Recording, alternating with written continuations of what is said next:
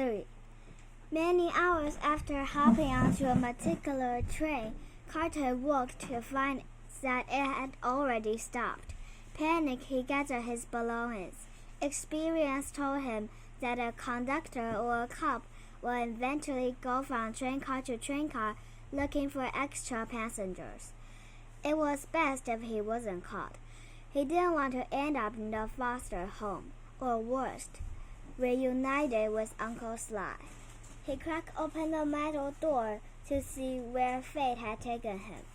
Outside, a lush green forest stretched like fuzzy rock all the way to a mountain range in a not far distance. The sun has just fallen behind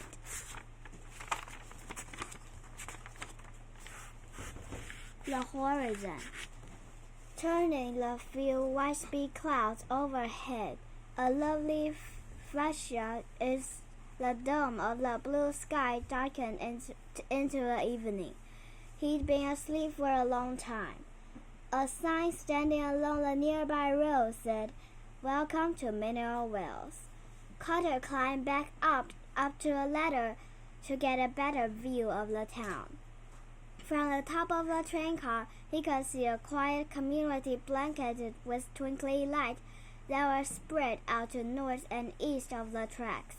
Far beyond the grid of streets, a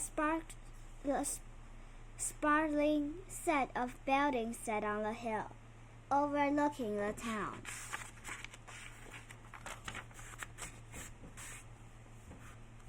A glow coming from within the windows, as if they're illuminated by the light of billion fireflies.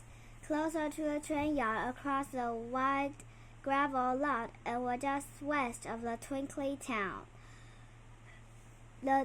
was an enormous fairground where the bright lights of traveling circus were just beginning to blink on. Colorful sounds came from in waves. Even from here, Carter could hear laughter and music and shriek of excitement. He was about to hop down when a small red car pulled into a gravel lot.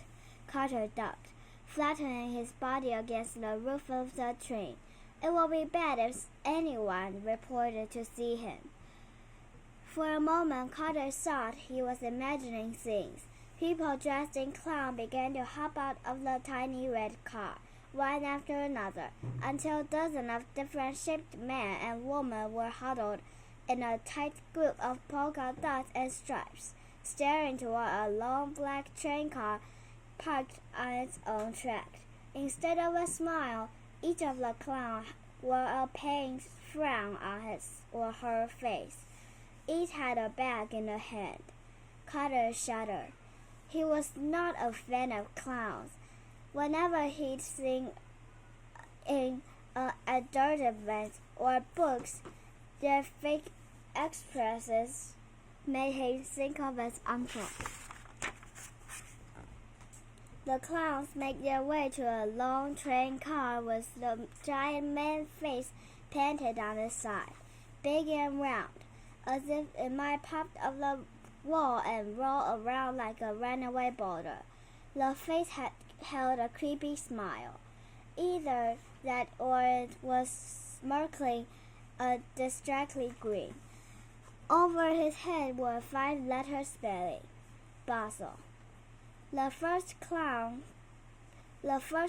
frown clown unlocked the door of the train car. The rest began to load the bags inside the metal car. From this angle, Carter couldn't see inside. He isn't sure what they're carrying, but he had a feeling it wasn't something good. He knew the body language of someone who felt guilty. Their shoulders were hunched and they moved jerkily, as if they were about to jump out of their skin. "There's no more room," the one of the clowns whined. "What do we do now?" "Up to the boss man," another clown said. "He'll probably want to move most of the goods over the Grand Oak Resort that's built before the coppers show."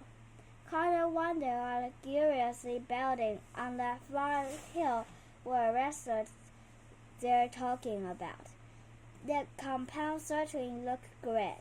Before he knew it, all of the frown clowns had squeezed back into the impossibly small car and driven away. Carter didn't know what that was about.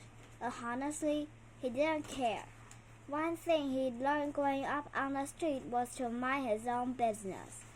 What he did care about the police showing up. So Carter climbed down from the roof and made his way across the gravel parking lot toward the Manic Carnival light, where he knew he could blend into the crowd.